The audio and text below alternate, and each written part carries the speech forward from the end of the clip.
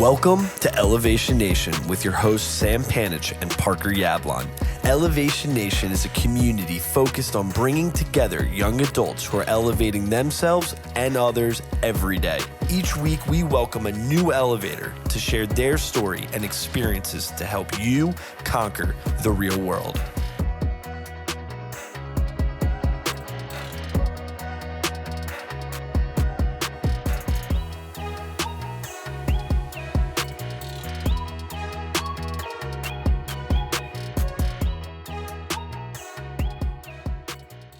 Elevation Nation, we have a badass guest for you today, mainly because he's just got that elevator mindset. He's hungry, he's entrepreneurial, and the things that he is doing is elevating himself, his family's legacy, and making the world a better place. We have Ryan Shaer on Elevation Nation. Brother, I'm excited to get to know you even more than I already do because you just fit in with our crew, man. Welcome to the nation. We're so glad to have you calling in from Austin, Texas. Welcome. Hey, thanks so much for having me. Really excited to be here, excited to share my story and hopefully be able to provide some insight for anyone listening. I've listened to the pod. It's great. I've gotten a lot of good content, a lot of good stuff. So I'm really excited to be here and share my story.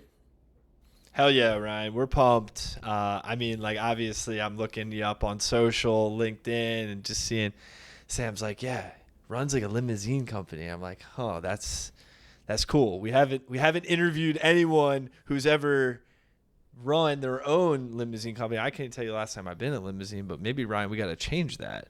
I imagine you have a lot more than just limousines. But we start off Elevation Nation every single time the exact same way. It is Elevation Nation. So we ask people, what is your elevator pitch? Tell us more about who you are as a person, what you're building. Absolutely. Well, my name's Ryan Shaer. I've been in the limousine business now for over 10 plus years, and my father's been in the industry for over 40 years. A little bit of background about me. I went to University of Delaware, great school. I grew up in Wilmington, Delaware. I actually went to Delaware Tech before that. I played soccer there, so I was always into sports. I think it really came to me when I was 21. In my high school, I was definitely a very slow student, wasn't the best academically or just behavior-wise. I was always getting into trouble. And I think I just hit this bottom where I was just like, you know what, I just want to be the best person. And I really started getting into the gym. I got on the soccer team at Delaware Tech, and it was just a complete switch for me. And I think I really needed that to happen. And yeah, then from there, when I was in college, my dad, he was working for another limousine company. And when I was in college, was like, hey, I'm starting this business. And I had the opportunity to just go to work at a Marriott hotel or to be, be in business somewhere. There were some opportunities I got to work in DC, and just looking at the salary and just moving and then having the opportunity just to go work with my dad. I said, hey, I want to go be an entrepreneur. I want to go help my dad grow this business.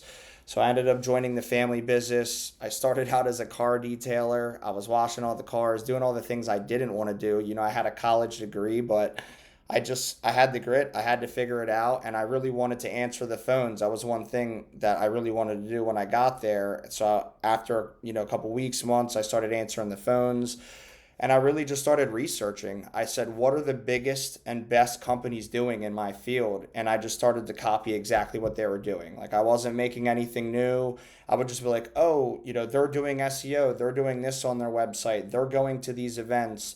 They're part of these memberships. And slowly, we started to grow. And that's when I kind of realized there was scale available in this company, and that really, it took a long time to do.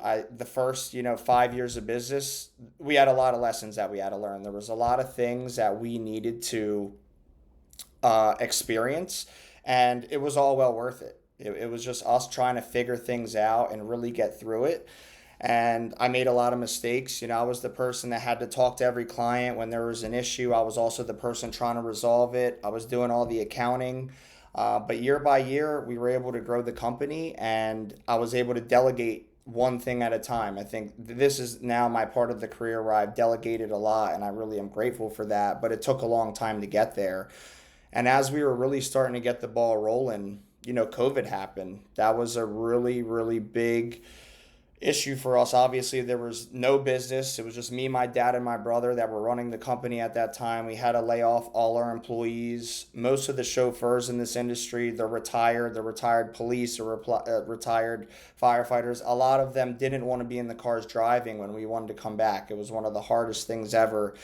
And I realized at that time, when we did hire everyone back and when that did happen, I never wanted to be in that situation again where I didn't have employees. Like, I was so upset that we let everyone go and we were trying to hire everyone back. And I was like, I really wish, we were just keeping them on unemployment or like keeping them just around the shop doing stuff, because it was really, really difficult. And it was a good, lesson for me, because I just started over hiring from then. I was like, I want more salespeople, more everything. And that really helped the scale of the company. But from COVID as well, it brought a lot of prosperity. A lot of companies went out of business. They no longer wanted to be in this. My father really inspires me. He's a really, really hard worker. Like, he will outwork anyone. It just, everything he's built in his business was because of hard work. And it was just him continuing to go. And he really started this company when he was 50 years old. So it wasn't that he was always successful or just like had it. He worked a 9 to 5 and then worked as a limo driver at night. And like, that really is what got him to this. And I think, he just saved enough money and like had that cushion to really just start this on his own. So it was really great. Wow. And he just continues to inspire me, and he's still going like every day. He's at the shop. He loves being in operations. He is Unreal. He is the manager. All the drivers look up to him, and if there's ever an emergency ride, he'll still hop in a car and do it. He loves working with his hands, and he really sees my vision as well. I think he really backs me, and I think that's a good thing that I compliment. I'm more of the person that's reading all the financial statements, doing all the digital marketing side, doing all the hiring the sales managers so they can be out on the road helping me when I was always doing that. And he sees the vision that I see, and he really does let me he's like, I trust you. Obviously, we talk about every big decision together, but he really gave me that opportunity, and that was really good. And I had to earn it. When I was younger in my 20s, I definitely wasn't as devoted. I still wanted to experience more, but then there was definitely a time where, I was 28 and I was really like, I'm all in on this company. I'm all in on this business. I want to do whatever it takes to make it grow. And that was a big transition for me, where I just went full CEO, and I wanted to really kind of do that. But another part of the story that I left out is, when the company closed, I had an opportunity to work in a startup. It was a company called Slice Space, and what they were doing was they were trying to get real estate on an app, and they were trying to use crypto on the back end to kind of make it all come together. It was very hard to do, SEC regulated, but when I got that opportunity, I learned so much about startups. I read 30 books. I was listening to Audible every day. I was like, I got so obsessed with it, and it was just a great experience for me to really do that. And part of my role was, I would go to networking events. I, spent a month in San Jose, like trying to get the San Fran experience. And I was trying to raise money. I was trying to do the property acquisition. We were all intact as a team, between the developers, trying to launch an MVP. So it was a really good experience for me. But then when COVID was over and business started going, I was like, I need to go back and, make this thing go. It's either fight or flight. There's no other person to be there when there's no one else to work. If you're not there, no one's going to do it. And that's what I felt right then and there. It's just like, I got to get back in this and make sure this company's alive. So, hell yeah. Wow. Insane, man. I mean, so many different questions that we're going to dive into. Hell of an elevator pitch. We got a lot of your story covered. So that was good, because we were going to get into all those different topics that built you and made you you. Shout out to Mr. Shaer. Shout out to Pops. Grinding and building it. One quick thing, Ryan, before we go into the next question. If you could tilt your camera up a little bit, you have awesome flow, and it's getting cut off, and I want to make sure that everybody can see your dope-ass hair. Perfect. Okay, thank you. So I want to dive a little bit, Ryan, into something that you glossed over, but I think it's really important for your story, and I think for a lot of young people out there that listen to this podcast. I know you're big on mentorship. You talked a little bit about your struggles in high school, right? Maybe not necessarily getting the best grades, not turning it on and reaching your full potential.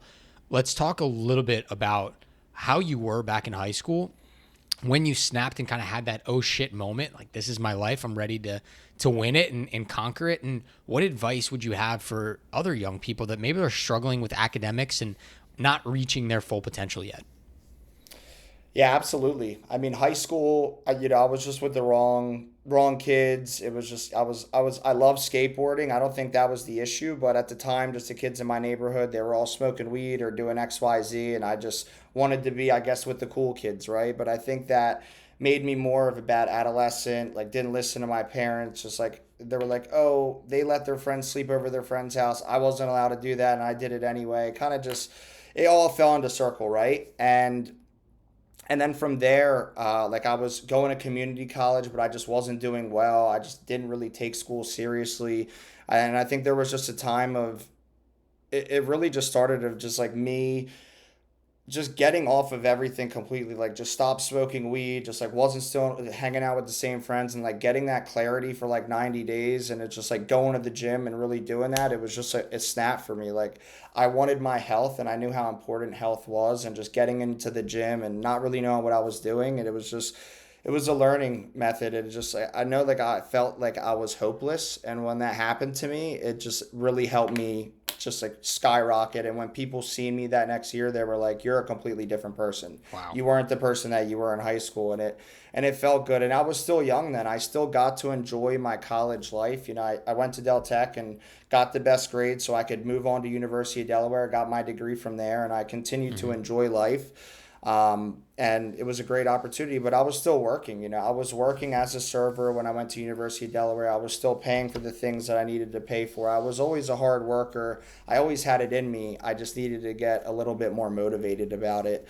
So that was the big switch for me. Yeah, I appreciate you getting vulnerable and opening up for us. And I think two similarities that I just want to highlight here, again, for the young people out there that maybe feel like they're locked in a certain persona, right? I think we grow up, our parents tell us to be one way, and maybe we rebel and we're a different way, or we conform and we're a certain way. And I think, obviously, Ryan, you are a testament that you can create the person you want to be with small habits that build you into that human. And I also think it's similarities in the story with your dad, right? Starting a business at 50, realizing, hey, I'm going to take a risk, I'm going to take a chance, and I'm going to redefine what my next couple decades are going to look like for me. You're never too young or you're never too old to change the direction that your life is headed.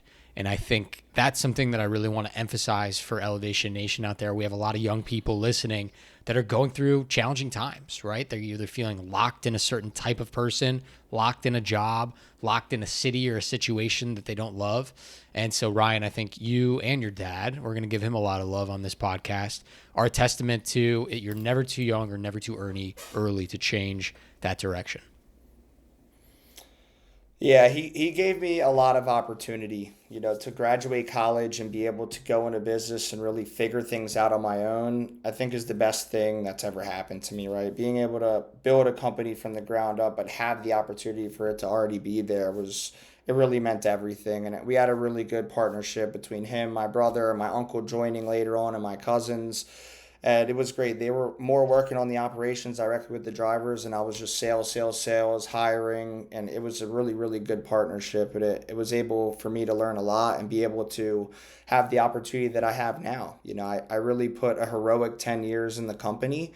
And from there, this industry, and I want to like rephrase this again for like really any service business, because I hear a lot about, HVAC and just really a lot of cleaning businesses. There's just so many things that really look unsexy that you can really get started in right away. And I didn't think the limo business was a sexy business, but I just seen the potential, and I seen also the other potentials of other companies. Like there's companies in this industry that are doing 250 million in revenue per year, and it's serious. Like that is incredible to me. This isn't a software company. It's not some crazy startup, and you can really scale. And that's like the potential really in any business. I think, Tommy Mello, A1 Garage Doors, built a really big garage door business. And, he's someone that I follow online. And I think he really preaches that you could really make a fantastic business out of really like any industry. And the limo business is really tough. It's a 24/7 industry. So that was really hard. We used to take the phones home at night. People would call at 3 a.m. want a ride, and we would be answering the phone. And it takes a really long time to kind of get over that hump. But I learned, I'm like, I have international teams now that work for us directly. You know, they live in Serbia, they live in the Philippines. And as I grew as an entrepreneur, I was able to create these systems to be like, okay, we no longer have to answer the phones anymore. We no longer have to deal with the customer complaints. We no longer have to deal with the things that I personally didn't like doing. And now I can just focus on the sales. And when there's a really large account and, you know, I want to go out and be on that call. Like, that's me. It's just like, if there's something that's going to be an impact for the company, I want to be doing that. If there's any speaking engagements that I could do, there's networking events in the industry, you know, I want to be there, right? Hell yeah. And I want to share a couple of things that really, I think, helped me as I was like growing in the business, because some of the biggest things that were hard for me, and I wish I knew earlier, was really like finding essentially the right mentor. But the first time I was in this industry and I went to one of these conventions that was just for the limo business, that first year I took everything I learned there, you know, text follow-ups, SEO, digital marketing, like how you should do your email campaigns. There was just so much I learned there, and I went and implemented it that year, and it was a huge impact on my company. When they started introducing just a text follow-up for your clients, it was a game changer. I felt that my revenue increased like 30% just adding that. If you're not texting your clients, it's a huge thing. You definitely got to be doing it. It doesn't matter really what you're in. I just think it's so easy because they just easily want to text you like, yes, I want to book that. Like, I don't check my emails or whatever the situation may be. I know I need that ride. So little things like that were big. Just try to figure out the conventions in your industry. Try to figure out like who's already done it in your industry. Like, don't try to get advice from someone that hasn't done it before, because I've kind of been through that. You definitely want to go with someone that has the experience. And and anything's really interchangeable. Like, if someone ran a trucking company, delivery service, anything, it could really be anything similar. But this is the type of things that really helped me, and I'm glad I was able to get in those early. I love that you are hitting on, you didn't recreate the wheel by any means. Maybe you recreated what it looks like on the outside, but the wheel still is the wheel. You're basically looking at ways at how people did it and did it well. And it sounds like you're someone who is very observant and able to take in those concepts and then apply your own thinking, your own perspective on what that is.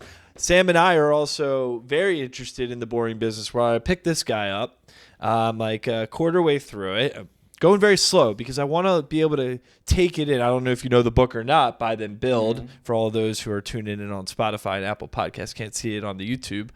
But the idea that, you know, I felt like in college you hear like, what's that big idea that we're going to come up with, that big software that's going to change the world, or that big tech company, when in reality there's so many, to your point, boring businesses, quote unquote, whether you put Limousine in the boring business or not, or like my stepbrother runs a dog walking and grooming business, right? There's so many opportunities for good, smart business people to make an impact in the world. My question for you, Ryan, is you employ, I think, over 100 people. How do you motivate 100 plus people to have the same passion in this business, in this industry that you have? Because how do you help them see the impact that you can have on your clients and the opportunities that being in the limousine business can have for all your employees? Yeah, that's a really great question. So I think for us, it just happened as we started growing. We started building that culture, and with the owners working in the business, they just see the hard work. You know, they see the grit. They see my dad waking up and doing 3 a.m. runs. They see us when we do these large events. Like, I am there. I'm here. I'm going to be a coordinator. I'm going to be working with this client one-on-one. And I think for me, I work really a lot with the sales team and ensuring that we're saying the right things on the phone. But every day I'm like, hey, this is what's going on. We're getting this brand new vehicle. We're expanding. We're growing. And they love to be a part of that growth. When we were just a small company and then they stayed with us. A lot of our reservationists, they came in maybe right out of college and they were like, yeah, this is going to be a job where I'm going to come in and then I'm going to move on to the next thing, right? And they ended up staying 3 years because they seen the growth of the company and they started growing with the company. They became an event specialist expert, and it just kept going and going. And I think just ways to inspire, obviously, everyone has their own way to get inspired. It's compensation, it's the way they get appreciated. We do a Christmas party every year where everybody comes, they get to invite a guest. There's just many, many different things. And I feel those were a lot of the things for us was, the type of culture and the family business environment. And when even the chauffeurs come and work for us are like, hey, I worked at these other companies and I didn't get the same experience. Like, it's amazing working here. You guys are so nice. And it's really amazing hearing that. And that's really what worked for us. So it's always a learning thing. I try to listen to my employees are like, hey, we want, this or that. And I'm like, okay, I'm going to work and try to get that for us. Let's get it. Let's get this, 401k. Let's get these benefits, whatever the thing is that they need. And that really was like able to keep really good talent. Right. So I imagine too that your clients have good relationships with your chauffeurs as well. And the reason why I say that from my perspective is my stepdad, he traveled internationally for work almost every week. He would wake up Monday morning, 4 a.m., and he would have a limousine service, guy named Ron, pick him up. For like 15 years, he would pick him up, take him to the airport, and then when he'd come back on Thursday, Ron was there at the airport. And they had a relationship for so many years. And because of that, my stepdad never went to Uber, never went to Lyft. It was always Ron. Ron's my guy. He's going to ask me about the Ravens loss the previous day. We're going to talk about the nonsense that our wives are dealing with. I imagine that is another piece that you guys have figured out really well. Absolutely. The more that you can invest in your training, the better that your team's going to be. We always try to get the chauffeurs together. We do a presentation with them. We get them food. And it's good to get everyone together because on this 24/7 business, everyone has different shifts. It's hard. We don't all work together in the office, right?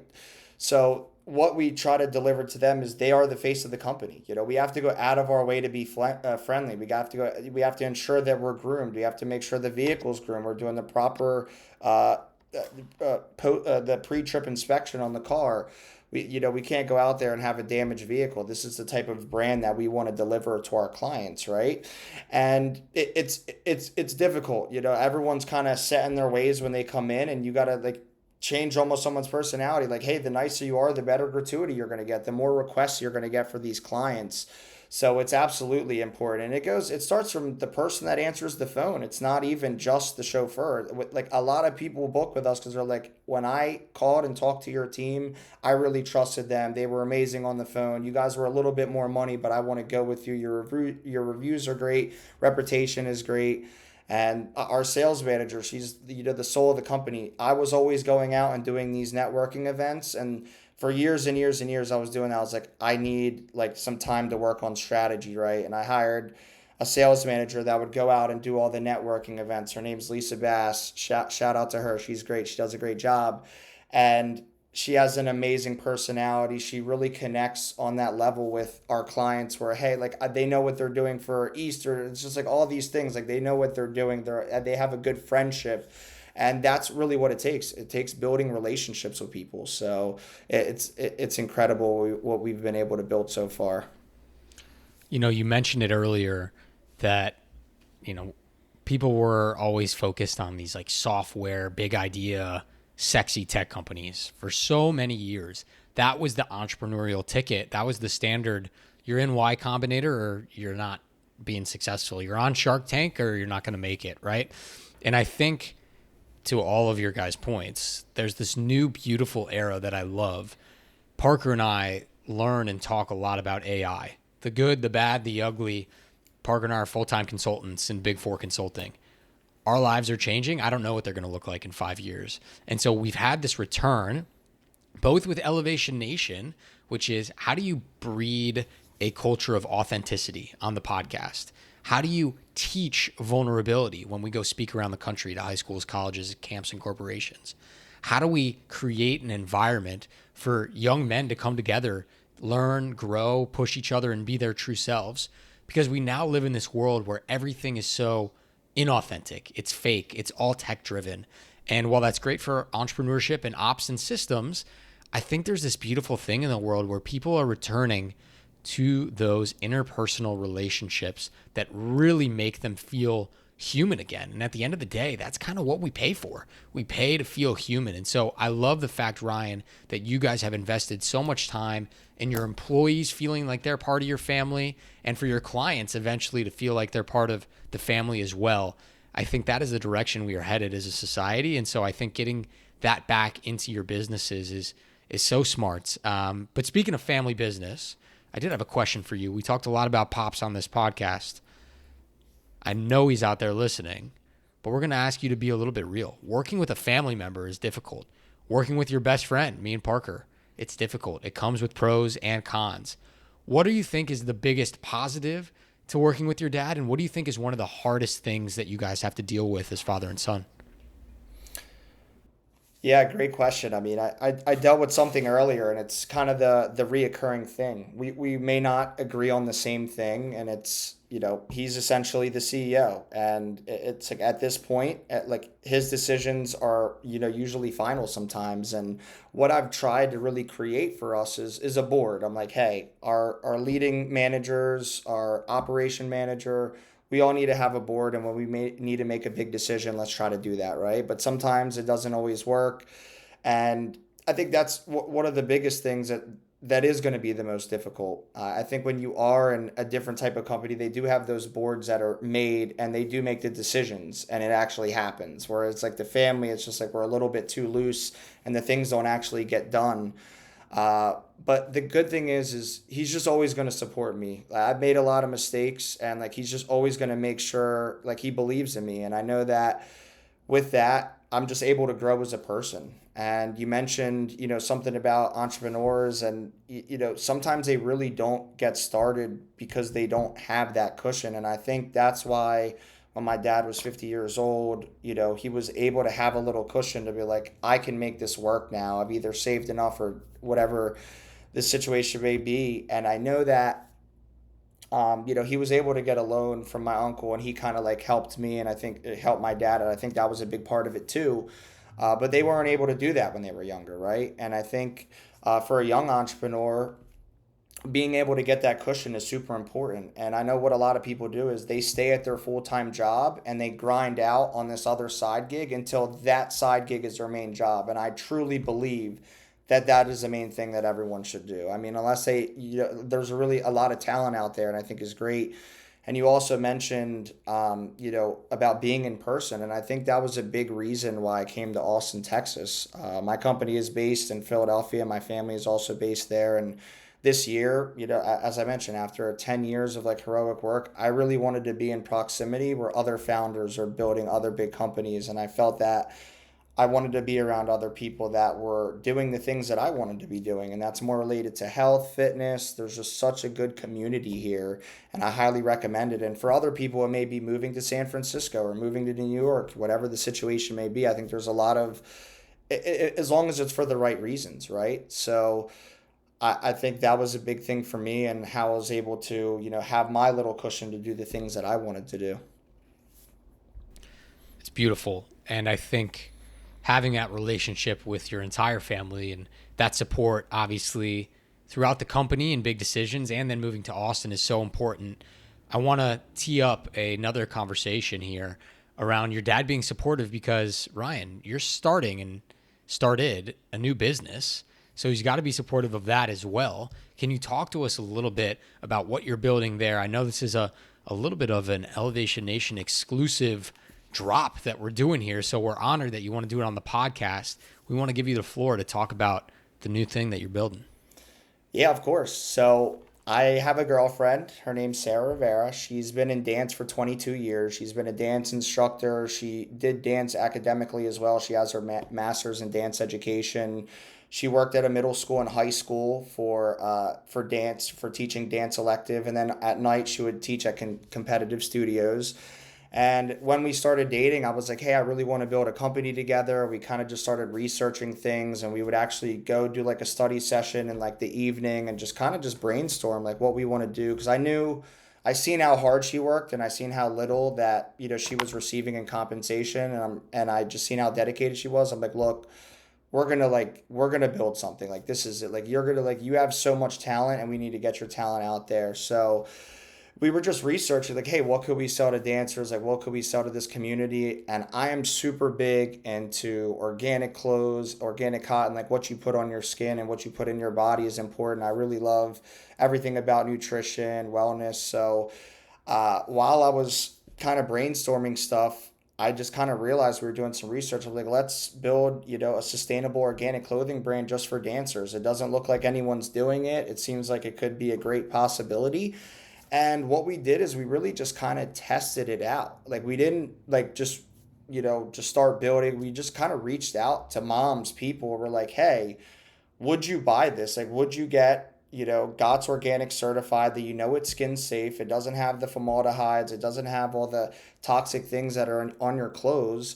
And all the responses were yes. Every single person we brought this up to, they were like, actually, like, my daughter, from wearing the uniforms and cheer and this and everything, they were like, they got eczema or they got this. And Sarah even dealt with that a little bit. So I just knew that this would definitely be a good opportunity. And that's what we did. We started building the company. We started recruiting. I mean, now that what I learned from my other business, I right away just got a consultant. Like, I had the money. I was able to recruit the ex-CEO of Maggie's Organics, which was, the pioneer of organic clothing in this industry. She consulted for us. She really paved the way for the first, couple 6 months. And then we got another consultant that was at Discount Dance for 19 years. And she had all the experience with sizes, colors, like what's the most popular. And we just kind of ran with it from there.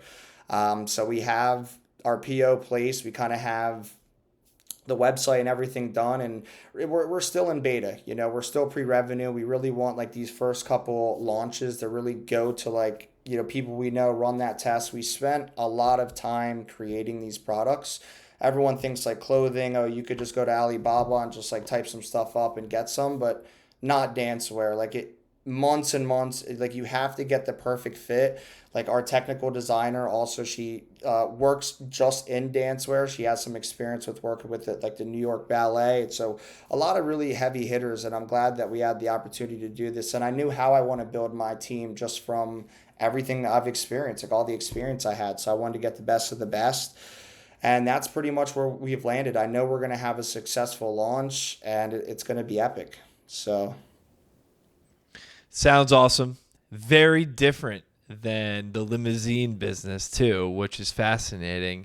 But I can imagine one day where you have some dancers come out of a limousine in this wear, and then boom, that's your first ad right there. Free consulting for you, Ryan. Right there. I just see it. I envision it. It's a two birds with one stone type moment. That's incredible. I love it. And I love that you're doing it with your girlfriend, but you're also leveraging the network that you sought after when you got to Austin. You're surrounded. I'm sure you're thinking and meeting people who are in many different worlds, but can give you unique perspective on how to build a website, how to do different types of SEO or different marketing tactics than you would have done with your limousine business. I love it. Ryan, we're going to head into our next section, rapid fire. We play a little game, give you some fast questions. First thing that comes to mind, you got to let us know what you're thinking. All right, I'm going to go first. What is one of the most ridiculous or crazy client requests that you've had with Ace that you guys ended up fulfilling?